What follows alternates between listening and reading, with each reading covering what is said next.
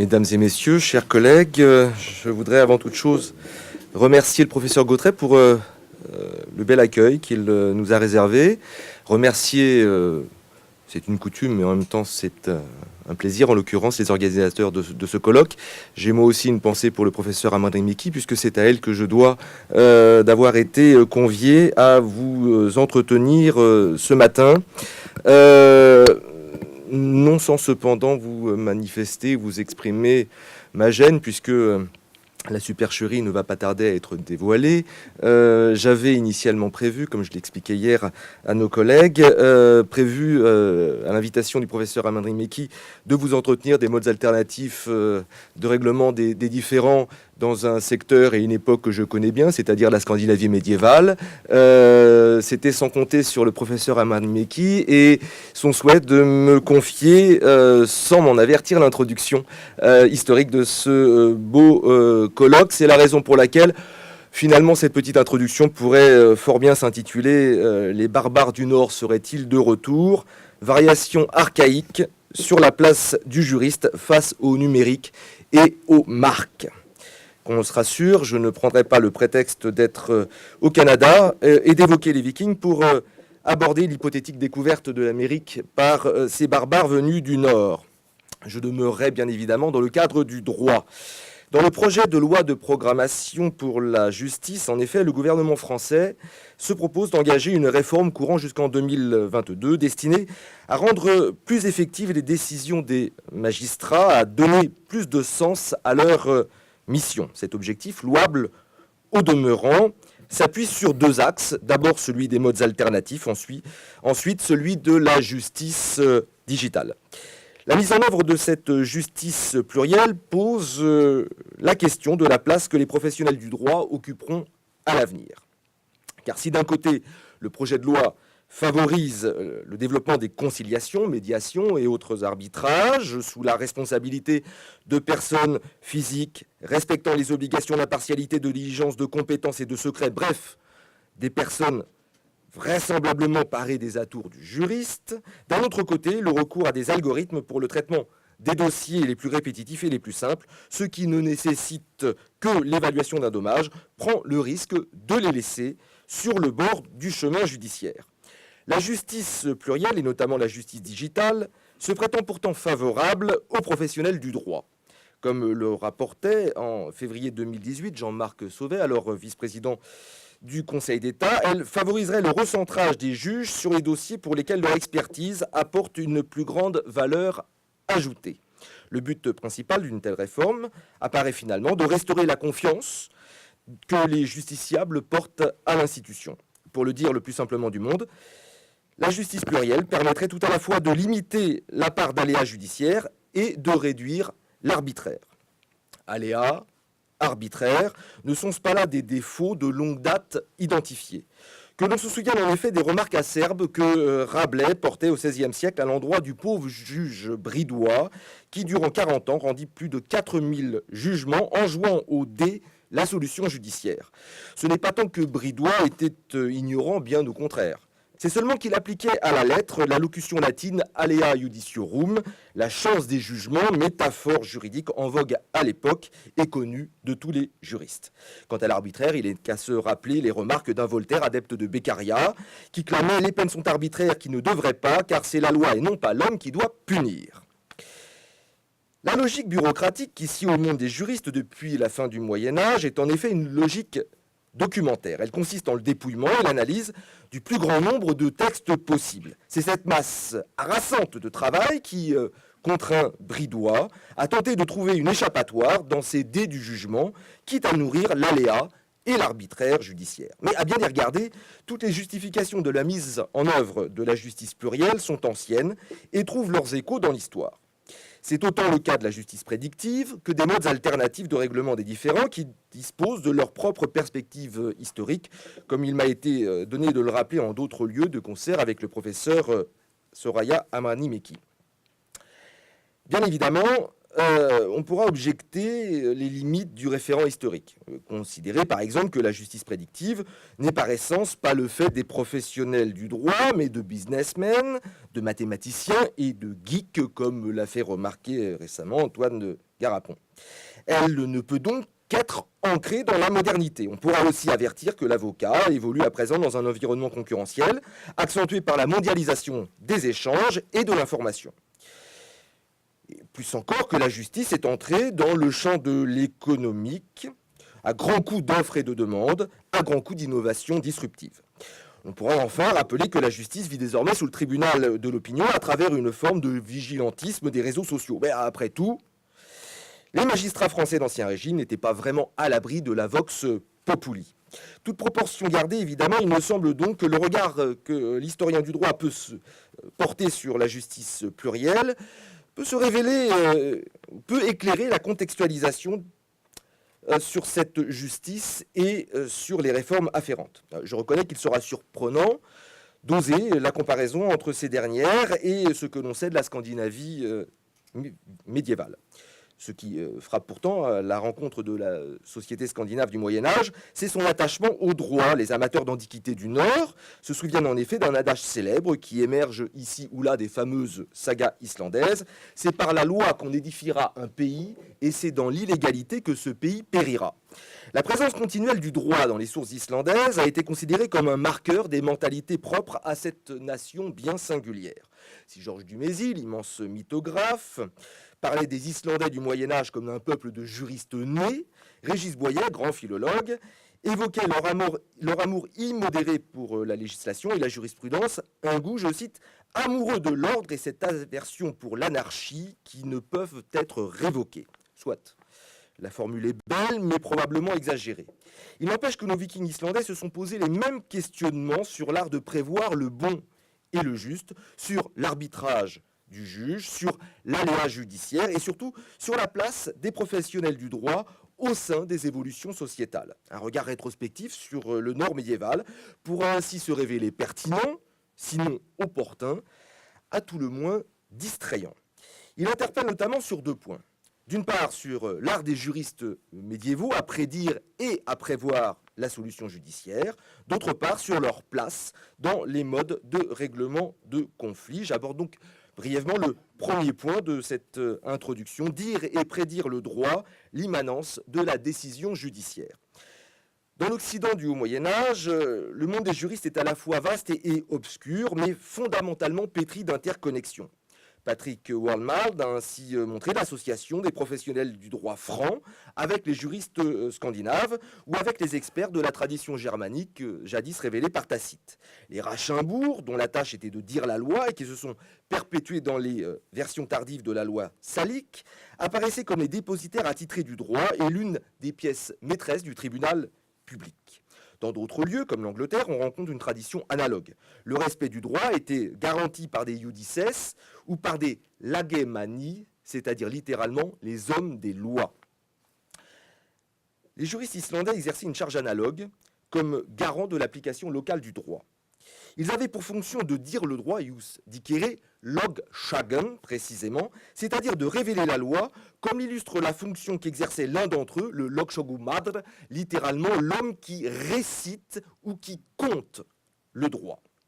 Dans l'Islande médiévale, la justice n'était pas ce que suggère Antoine Garapon, c'est-à-dire fondée sur une vérité établie mathématiquement et scientifiquement. Elle n'en était pas moins fondée sur une norme primitive, immanente, destinale, qui conditionnait l'ensemble des comportements humains. L'horloge, la loi première, la loi du destin, la première loi du monde, imposait alors une sorte de fatalisme contre lequel il était vain de lutter. En ce sens, la fonction de nos juristes vikings était conforme à une interprétation que Jean-Claude Marin, procureur général près de la Cour de cassation, donne du verbe predict en anglais, signifiant certes prédire, mais aussi prévoir. La linguistique nous enseigne en effet que les fonctions de dire et de prédire pourraient remonter à une lointaine racine commune indo-européenne qui associerait le fait de dire et celui de voir. Prédire et prévoir ne sont donc pas fondamentalement distingués. La saga des hommes de Floy, saga islandaise composée au XIIIe siècle, nous dévoile ainsi que le diseur de loi, Lögsögumaður, du nom de Skapti Thoroddson, autour de l'an 1000, dispensait de judicieux conseils et connaissait les lois, étant ainsi capable par les conseils qu'il dispensait, de prévoir, nous dit le texte, l'issue des procès. Dans la saga des Ynglingar, second document ou second texte, composé par le poète juriste Snorri Sturluson au XIIIe siècle, eh bien c'est parfaitement l'idée qui est donnée au terme ou à la fonction de prévoir. Mais être capable de prédire et de prévoir revient à une forme de sagesse ou de sagacité qui reste l'apanage des juristes. Vitre est un qualificatif fréquemment employé dans les sources de l'Islande médiévale pour évoquer les professionnels du droit donnant leur avis lors des procès. Ceux qui siègent au centre des assemblées législatives, ceux qui sont dotés d'un véritable savoir juridique. Jean-Claude Marin nous met cependant en garde. L'expression justice prédictive nous rattache plus à une démarche scientifique du prévisionniste qu'à celle, guère compréhensible au commun, du gourou. Dans l'Islande médiévale, néanmoins, les sciences magiques et juridiques n'étaient pas encore strictement distinguées et leurs frontières restaient communes et poreuses. La science juridique, comme la science magique, était avant tout celle des mots fondés sur le pouvoir de nommer. L'efficacité d'une malédiction, d'une formule judiciaire, d'une incantation dépendait de son mystère et la performativité du mot était une science qui n'appartenait qu'à quelques-uns. En Islande, le secret imprégnait la transmission du savoir juridique depuis le milieu du Xe siècle jusqu'au milieu du XIIe siècle, moment où les lois ont commencé à être couchées par écrit. En droit comme en magie, la formule est souvent conçue comme un langage cryptique ou archaïque, incompréhensible au commun. Les incantations, courant toujours le risque d'être dérobées ou utilisées par quelques personnes sans titre, ne doivent pas de venir à la connaissance des profanes. De même que les arcana iuris doivent rester l'apanage d'un petit nombre de juristes. Les lois islandaises nous rappellent ainsi au milieu du XIIIe siècle que confronté à une perte de mémoire, ce qui devait arriver ou ce qui pouvait arriver, le diseur de loi islandais devait faire appel à 5 juristes qui devaient l'assister dans sa charge de réciter les lois. Mais leur discussion, nous dit le texte de loi, devait demeurer secrète et la proscription menaçait quiconque pouvait en percevoir la teneur. Hommes de savoir, les juristes islandais étaient aussi hommes de mémoire. Dans l'Islande viking, le diseur de loi était appréhendé comme la mémoire vivante du droit et d'une certaine manière, l'incarnation de son oralité et de sa pérennité. Les juristes islandais étaient alors des minungamenn, c'est-à-dire des hommes de mémoire dont la charge première était de recueillir les serments, de déclamer des poèmes, de conter les généalogies, les histoires, les jugements, les grands procès, de déclarer les coutumes traditionnelles lors des cérémonies publiques. L'exemplum scandinave révèle donc bien la nécessité anthropologique de se doter de spécialistes en ce domaine, qu'ils soient skald, c'est-à-dire poètes, qu'ils soient sagnamen, c'est-à-dire auteurs de sagas, ou qu'ils soient simples juristes. Tous sont analogues aux boni homines que l'on découvre dans la procédure de révélation coutumière de l'Europe médiévale et qui ont en charge de veiller à la conformité des décisions de justice au droit. En d'autres termes, les juristes jouaient dans l'Islande ancienne le rôle de big data, c'est-à-dire de mémoire judiciaire infaillible, ce qui les place forcément au cœur d'un processus de règlement des différends, ce qui m'amène au second point de cette rapide introduction. La place des professionnels du droit dans le règlement des conflits.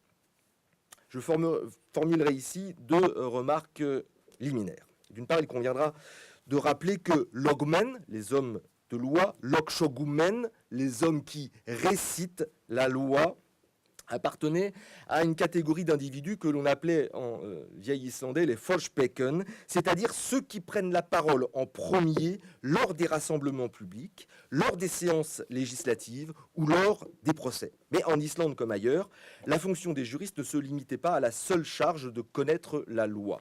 Elle répondait aussi à une vocation de consultation et de représentation, de jurisconsulte, de fidéjussor et d'intermédiaire dans la résolution des différends afin d'encourager une solution pacifique de ceux-ci.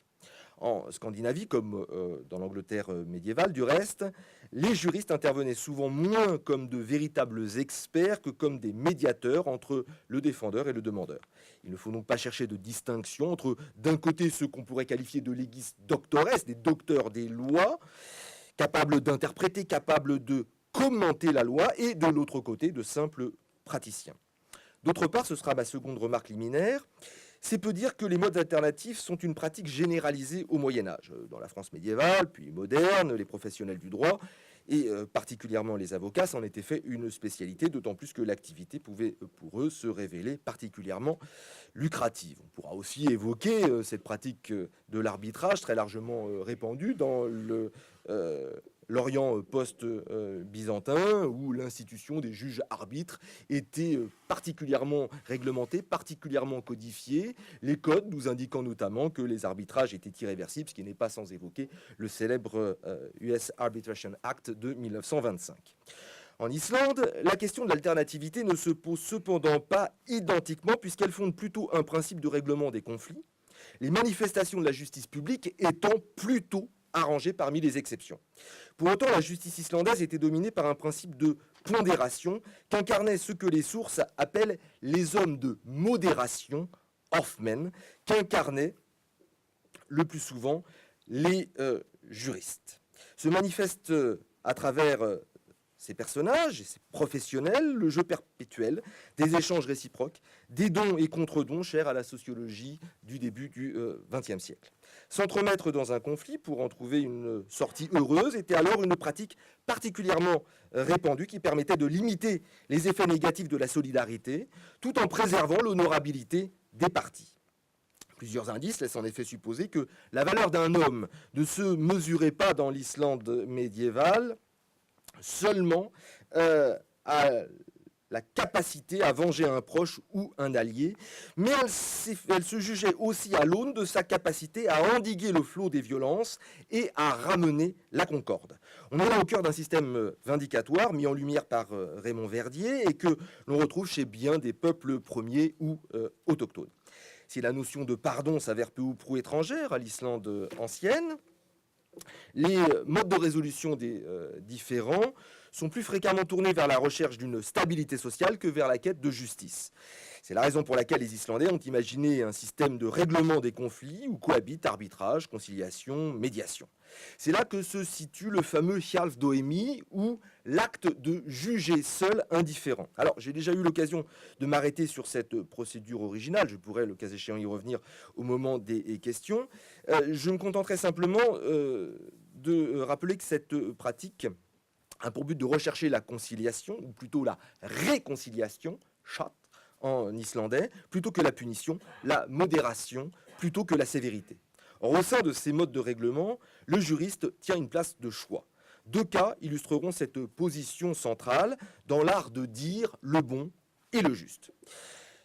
Le premier cas, ou la première illustration, sera extirpée d'une saga dite légendaire qui s'intitule la saga des hommes de Holm.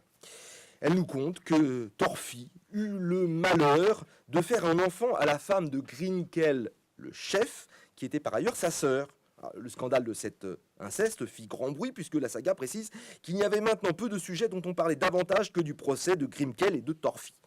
En fait, procès, ils allèrent trouver le diseur de loi, Thorkel dit la Lune, pour lui demander quelle conclusion, selon lui, interviendrait entre les deux protagonistes.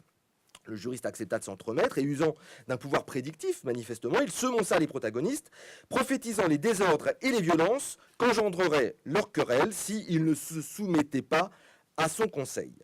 On voit bien là l'image du juriste capable tout à la fois de prédire et de prévoir et garant d'un ordre à la fois social et juridique. Et l'auteur de la saga de préciser que certes, l'arbitrage avait déplu à tout le monde, mais on le maintint en son principe.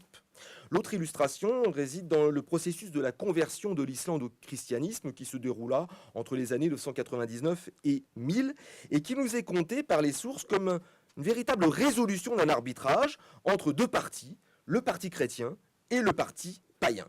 La charge d'instruire cet arbitrage échut, ne nous en étonnons pas, de nouveau à un juriste, le diseur de loi Thorgeir. Ce dernier se retira, nous disent les sources, se coucha, puis se couvrit de sa cape pendant un jour et une nuit sans dire un seul mot. Au matin, il annonça la discorde et l'hostilité qui s'ensuivrait, la ruine qui menacerait le pays si l'Islande n'était plus unifiée par une seule loi commune à tous. Sont cela pratiques de chamans, rituels de sorciers? Certainement. ce sont surtout paroles de sagesse. L'invitation que le diseur de loi fait à l'assistance de se convertir au christianisme confère à son arbitrage une valeur à la fois prédictive et prophétique. Ces deux illustrations montrent parfaitement les fonctions de conciliateurs qu'exercent les professionnels du droit dans l'Islande viking. La place centrale qu'ils occupent au sein de la stabilité sociale, comme leur faculté de prévoir l'issue d'un conflit. Mais autant l'homo juridicus chez les vikings n'est finalement qu'un mythe, l'homo algorithmus dans nos sociétés modernes est amené probablement à ne demeurer qu'une chimère. Car la question majeure demeure celle de la cohabitation entre une justice mécanique ou mathématique et celle d'une justice humaine. Toutes les craintes concernant la justice prédictive révèlent en effet de la singularité et de la relativité de chaque cas qu'un algorithme ne saurait, en tout cas pour le moment, encore prédire. La justice prédictive, nous dit-on, en effet, ferait s'effondrer le mythe d'une loi impartiale et aveugle, des juges bouches de la loi, en révélant les caprices. L'application mathématique des règles de droit amènerait finalement à une acception totale de la justice. Mais là encore, voici un propos dont on trouvait écho dans nos sagas vikings. Comme on lui objecte qu'un vice de procédure a rendu caduque l'accusation portée contre le meurtrier de son fils, le chef Ofeg s'adresse en ces termes aux membres du tribunal. Vous vous rendrez compte en effet que vous prenez une lourde responsabilité en acquittant un homme qui mérite la mort, que celle que vous avez prise auparavant en prêtant serment de ne rendre la justice que dans la plus stricte conformité au droit. Puissiez-vous vous rendre alors compte qu'il est difficile de rendre un verdict d'acquittement et de vous soustraire à la responsabilité de l'avoir rendu. Ce que révèle la saga, qui s'intitule la saga des Alliés, est riche d'enseignements au sujet des influences de la pensée européenne sur la culture islandaise. Le XIIe siècle, on le sait, a été le grand siècle d'une réflexion sur l'idée de justice. Dès saint Anselme de Canterbury s'est imposée l'idée d'une rétribution déterminée selon les mérites, probablement en lien avec la notion émergente de purgatoire dont les bases seront jetées peu après.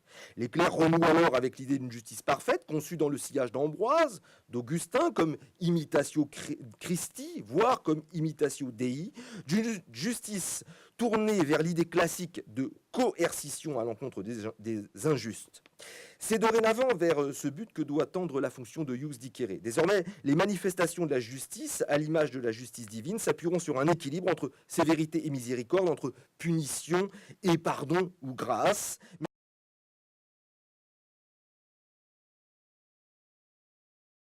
Incarner l'idée d'État.